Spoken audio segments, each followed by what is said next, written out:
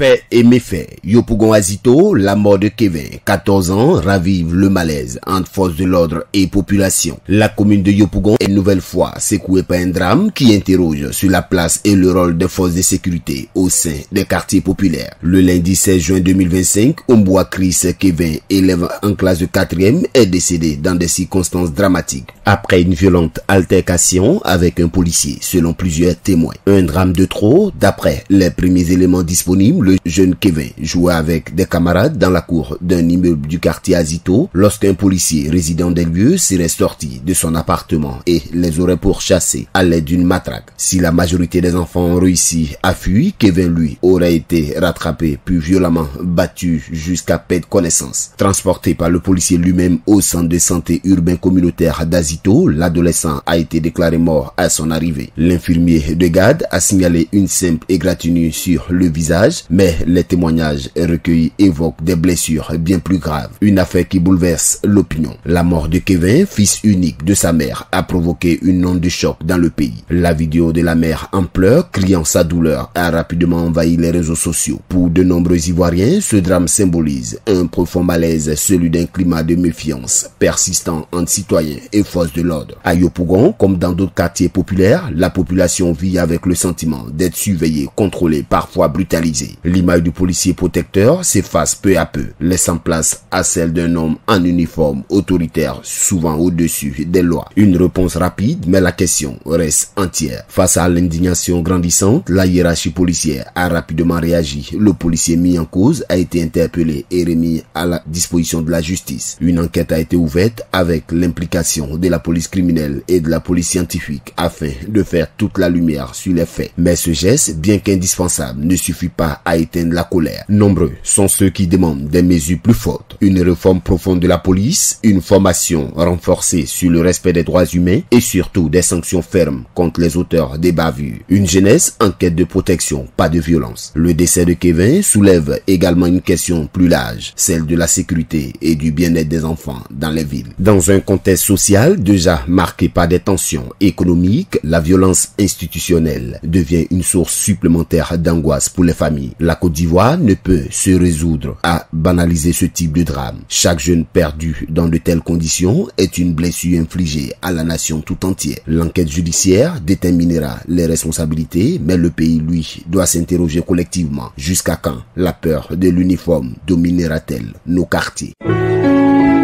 APRA, Agence Presse, Radio et Audio.